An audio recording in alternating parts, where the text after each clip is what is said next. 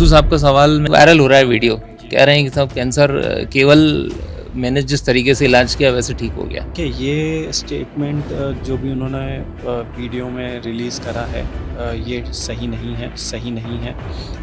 ऐसा कोई नींबू पानी पीने से या इस तरह की कोई भी डाइट से कैंसर क्योर नहीं हो सकता है।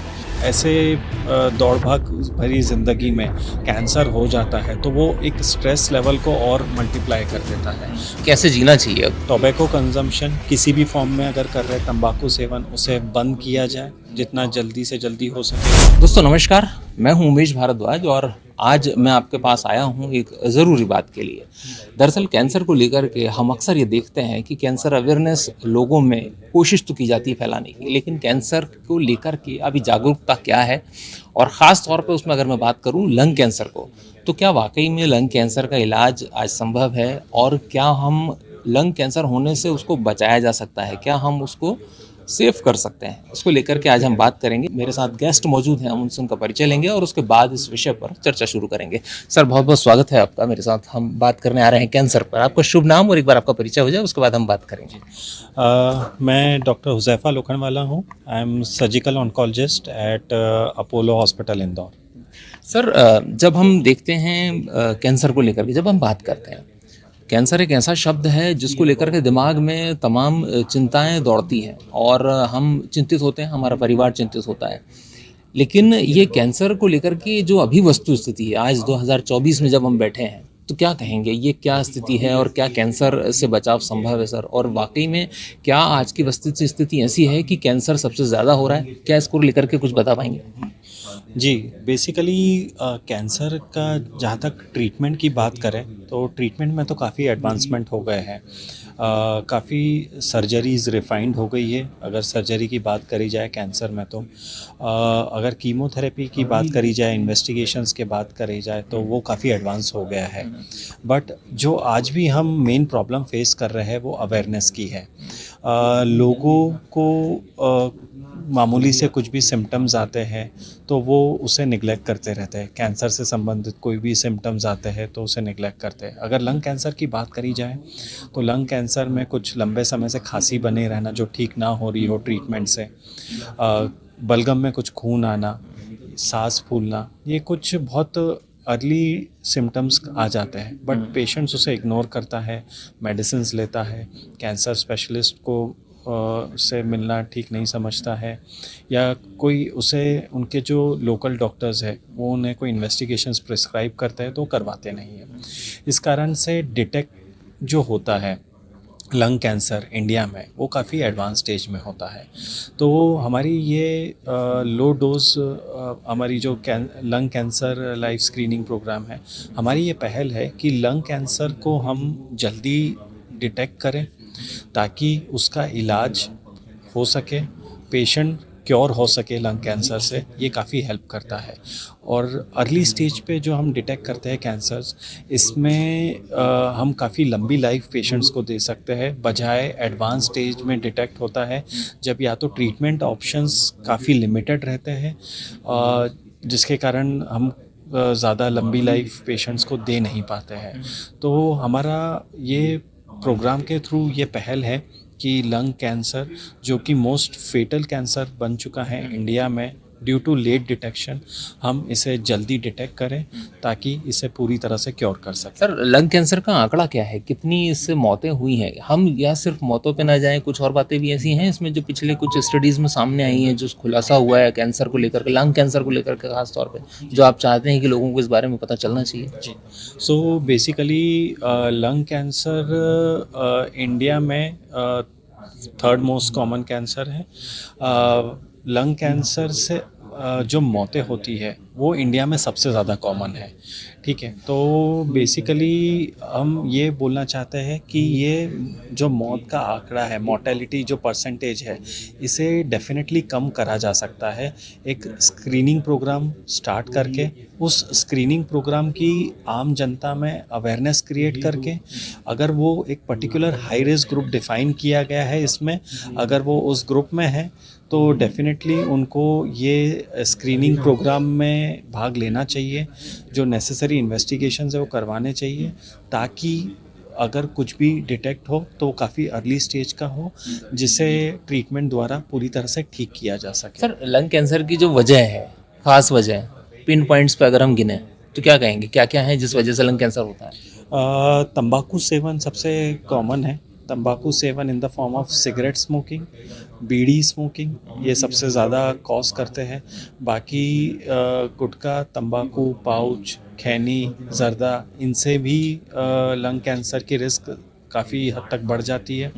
लंग टोबैको के साथ अगर अल्कोहल को कंज्यूम करा जाए, अगर ये दोनों, तो ये मल्टीप्लाई करता है रिस्क को, ऐड नहीं करता लंग कैंसर के रिस्क को। तो alcohol is the other cause. Tobacco के साथ अगर कंज्यूम किया जाए तो, या अलग से भी सिर्फ कंज्यूम किया जाए तो। इसके अलावा पॉल्यूशन आज की डेट में that is most common cause, मतलब काफ़ी तेज़ी से बढ़ता जा रहा है। मतलब डेवलपमेंट के साथ में इंडस्ट्रियल डेवलपमेंट काफ़ी हो रहा है। रोड्स पे देखें तो गाड़ी के नंबर्स बढ़ गए हैं, पॉल्यूशन काफ़ी बढ़ता जा रहा है। तो एक वो भी वजह है जिसके कारण लंग कैंसर का इंसिडेंस इंडिया में बढ़ गया है। उसके अलावा जो इंसेक्टिसाइड, पेस्टिसाइड्स भी यूज़ करे जाते हैं, वो स्प्रे किए जाते हैं। तो जो रूरल पॉपुलेशन में, ग्रामीण क्षेत्र में लंग कैंसर का कॉमन है। बीड़ी स्मोकिंग के बाद ये इंसेक्टिसाइड, पेस्टिसाइड भी काफ़ी कॉमन है। इसमें एक सवाल है, बहुत आम लोगों से जुड़ा सवाल है।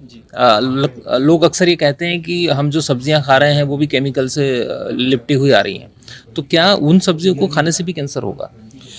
देखिए, इंसेक्टिसाइड्स, पेस्टिसाइड्स जो आज की डेट में यूज़ किए जा रहे हैं वो काफ़ी हैवी मात्रा में यूज़ किए जाते हैं।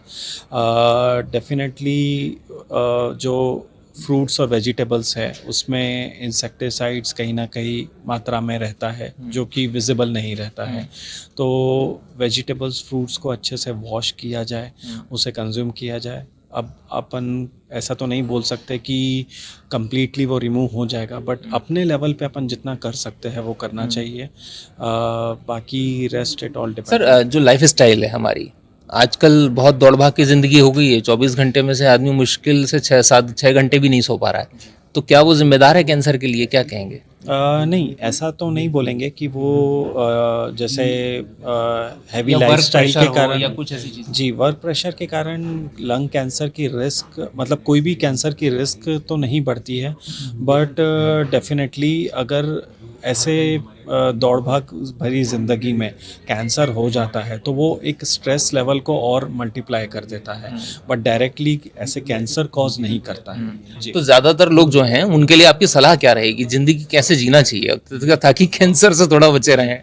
सो टोबैको कंजम्पशन किसी भी फॉर्म में अगर कर रहे, तंबाकू सेवन, उसे बंद किया जाए जितना जल्दी से जल्दी हो सके। काफ़ी लंबे टाइम से है तो उसका सेवन एकदम से बंद नहीं किया जा सकता है। टोबैको सिसेशन प्रोग्राम्स चलते हैं, गवर्नमेंट हॉस्पिटल्स में भी रहते हैं और प्राइवेट लेवल्स पे भी रहते हैं। तो पेशेंट उसमें एनरोल हो ताकि वो लंबे समय की आदत से छुटकारा पा सकें। अल्कोहल कंजम्पशन बंद करना चाहिए। पॉल्यूशन तो एक अनअवॉइडेबल फैक्टर है जहाँ पे आप रह रहे हैं, बट वही है कि उससे जितना आप बच सकते हैं, डायरेक्ट कोई स्मोक से या इंडस्ट्रियल एरिया में, वो उससे बचा जाए। ये तो मेन फैक्टर्स है। इसके अलावा हेल्दी लाइफस्टाइल, फ्रूट्स, वेजिटेबल्स का कंजम्पशन ज़्यादा करना चाहिए। इसके अलावा वॉकिंग, कोई भी फिज़िकल एक्सरसाइज होनी चाहिए, वॉकिंग, रनिंग, साइकिलिंग, जो भी आप लगे, एटलीस्ट 20 to 30 मिनट्स की डेली एक्सरसाइज होनी चाहिए। तो एक हेल्दी शरीर एक आपको कैंसर से बचने के लिए एक अच्छी इम्यूनिटी प्रोवाइड करता है, जिससे मतलब आप कैंसर को थोड़ा सा अवॉइड। सर एक आखिरी सवाल आपसे है, हम सिद्धू साहब का सवाल मैंने आपसे ऑफ द कैमरा भी किया था, ऑन द कैमरा भी कर रहा हूँ। एक वायरल हो रहा है वीडियो, कह रहे हैं कि साहब कैंसर केवल मैंने जिस तरीके से इलाज किया वैसे ठीक हो गया, तो क्या उनका जो डाइट प्लान था उस तरीके से कैंसर ठीक हो सकता है या नहीं? ये एक मिथ था और इसको क्लियर करना बहुत ज़रूरी है। देखिए, ये स्टेटमेंट जो भी उन्होंने वीडियो में रिलीज़ करा है, ये सही नहीं है।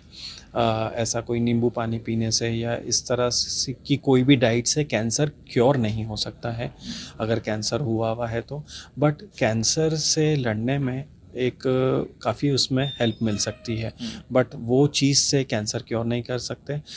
ये स्टेटमेंट इस लेवल पे देना नहीं चाहिए इतनी बड़ी हस्ती को, क्योंकि आप एक कैंसर पेशेंट अगर आपकी बात फॉलो करता है तो you are devoiding them of the treatment. एक जो actual treatment scientifically prove treatment है, आप उनसे उनको दूर कर रहे हैं, जो कि ठीक नहीं है।